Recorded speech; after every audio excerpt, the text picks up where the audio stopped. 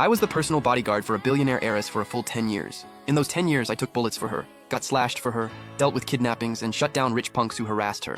If she said at midnight that she wanted pastries from Ding to Lu, I'd run 20 kilometers in the rain. If she had a fever, I'd stay up all night and be her human pillow. Everyone said I was the most loyal dog by the young lady's side. Even she thought so too, until my 30th birthday. Looking at the scars this job left on me in the mirror, I suddenly got sick of it. I wanted to get married. I wanted a home of my own. So I secretly signed up for a dating site. The day we met, the girl was gentle and shy. I heard you work for the young lady, that's so impressive. I actually relaxed for once and smiled. Really? I'm thinking about quitting. Then the very next second, the restaurant's glass door got kicked open. Who said you could quit? Who said you could go on a date? I kept you around for 10 years. How dare you leave me for someone else? My name is Jack. I'm Miss Lucy's personal bodyguard. Today is my 30th birthday, and I just got done dealing with 2 drunk rich kids who tried to harass her. Jack, Miss Lucy said you worked hard tonight. Your bonus has been sent. Don't forget to check it. I stared at that long string of zeros on the screen and suddenly felt like none of it meant anything. Then my phone buzzed again. It was Miss Lucy calling me herself. Jack, did you clean up those 2 idiots or not? What a buzzkill. They totally ruined my beauty sleep. This afternoon, you're coming with me to the Bulgari launch event. I was quiet for a couple seconds. Miss Lucy, today's my birthday. Can I take the afternoon off? I want to visit my parents at the cemetery. Jack, are you serious? Your parents have been dead for years. The grass on their graves is probably 10 feet tall by now. What's there to see? She hung up without a second thought. I held the phone in my hand, listened to the deadline, and slowly lowered it. The man in the mirror was 30, with a vicious scar running from the corner of his right eye to his temple. I got it 3 years ago, taking a broken bottle for Lucy. Back then, she screamed in shock. Not because of me, but because she saw 2 drops of blood on the hem of her dress. Gross. This dress is a limited edition couture piece. You couldn't pay for it with 3 months of your salary. Give Jack a 500,000 bonus. Like the scar on my face and that dress could both be reduced to a price tag. That morning, I stayed at the cemetery for 2 hours. If you were still alive, you'd probably be pushing me to get married, have kids, and just live a safe, normal life. That afternoon at the Bulgari event, Lucy floated around the room like a butterfly, and I stayed right on her heels, watching every single person who came near her. A little celebrity tried to talk to her, and I stepped in to block him. He glared at me. "Who the hell are you?" Lucy smiled. "He's my dog, super loyal, don't mind him." The people around us all laughed. I just stood there expressionless. Jack got called a dog by Miss Lucy again? Huh, guess he's used to it by now. Totally used to it. At 11 p.m., I finally got drunk Lucy back to the villa. "Jack, I'm thirsty. I want the hot spring tea from Cloud Peak Manor." I checked the time. "Miss Lucy, Cloud Peak Manor is way out in the suburbs. It'll take at least 2 hours round trip, and they close at 1 a.m. I want it, go now, or you're fired." Quietly, I turned the wheel and drove there.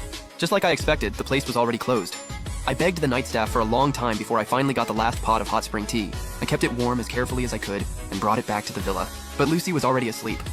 I stood outside her bedroom holding the tea, then gently set it down on the carpet. The next day, I was off. I quietly went to the coffee shop arranged by the dating site.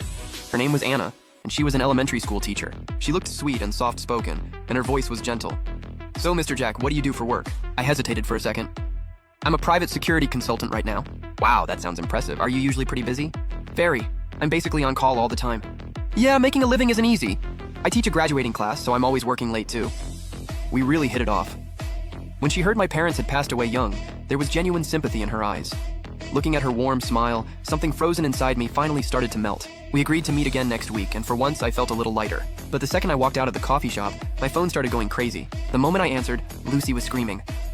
"Jack, where the hell are you? Get your ass to Starlight Plaza right now. If you're not here in 10 minutes, don't bother coming to work tomorrow." I clenched my teeth and took a cab over. On the luxury floor at Starlight Plaza, Lucy was tearing into a sales clerk. "What kind of garbage store is this? Why would you sell the bag I wanted to somebody else?" The clerk said awkwardly, "Miss Lucy, this bag was actually pre-ordered by this lady. Do you even know who I am? I could shut this whole store down if I wanted to." "Jack, she took the bag I wanted. Get it back for me." The woman panicked. I pre-ordered this a month ago. It's my daughter's birthday present. Miss, please watch your behavior in public." Lucy shot me a vicious glare. "Whose side are you on? I've kept you for 10 years. A dog would at least know who feeds it." In the end, the store manager stepped in and promised to transfer another bag in for Lucy. Only then did she finally calm down and drag me out by the arm. In the car, she stayed cold the whole time. Then she suddenly snatched my phone. "Let's see what was so damn important on your day off." She unlocked my screen. My heart dropped. I tried to grab it back, but it was too late. She saw my chat history with Anna and the reminder from the dating site about our meetup. The air inside the car froze. "Jack, you actually had the nerve to go on a blind date?" I gripped the steering wheel so hard my hands hurt. "Miss Lucy, I'm 30. Wanting a family is normal." "A family? What makes you think you get to have one? You belong to me. Without me keeping you around, what the hell are you?" "Miss Lucy, I'm just your employee. When the contract is up, I'm planning to resign." "Resign? Go on dates? Jack, keep dreaming. What you owe me, you'll never pay back in this lifetime. Without my permission, you're not going anywhere." After that day, I was basically under house arrest. The basement had no windows, so I couldn't tell day from night. There was only one dim yellow bulb on overhead. I had no idea how many days I'd been locked up. Every day, someone brought me food, and it was always cold leftovers. On the third night, the basement door opened, and Lucy walked in. She looked a little drunk. Well, you know you were wrong yet? Miss Lucy, I wasn't wrong, I just want to get married. That set her off like someone had stepped on a cat's tail. Married? To who? That elementary school teacher?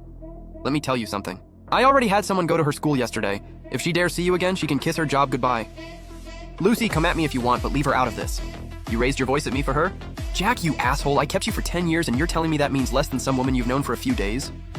You think I'm gonna let you date? Let you get married? You're mine. I let her vent until she wore herself out.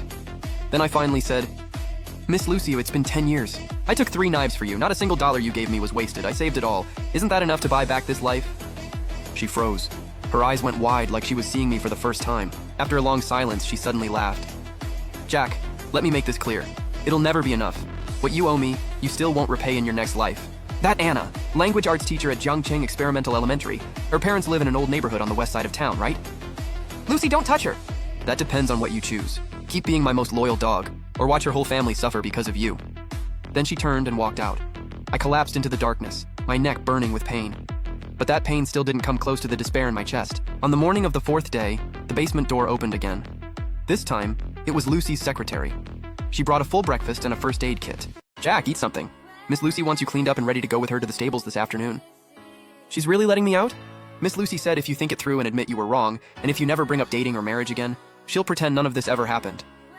You'll still be Lucy's head bodyguard, and your salary will be doubled. What if I say no?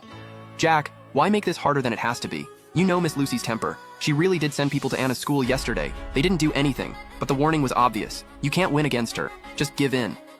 After all, there's 10 years between you. 10 years. Yeah, 10 years. I orbited around her like some loyal satellite and forgot that I was allowed to want a life of my own too. That afternoon, I took a shower, put on a clean suit, and made up my mind. Miss Lucy, after you. She got in humming, looking like she was in a great mood. I knew you couldn't bear to leave. Tonight, you're coming with me to a charity gala. There's an auction too. If you want anything, I'll bid on it for you.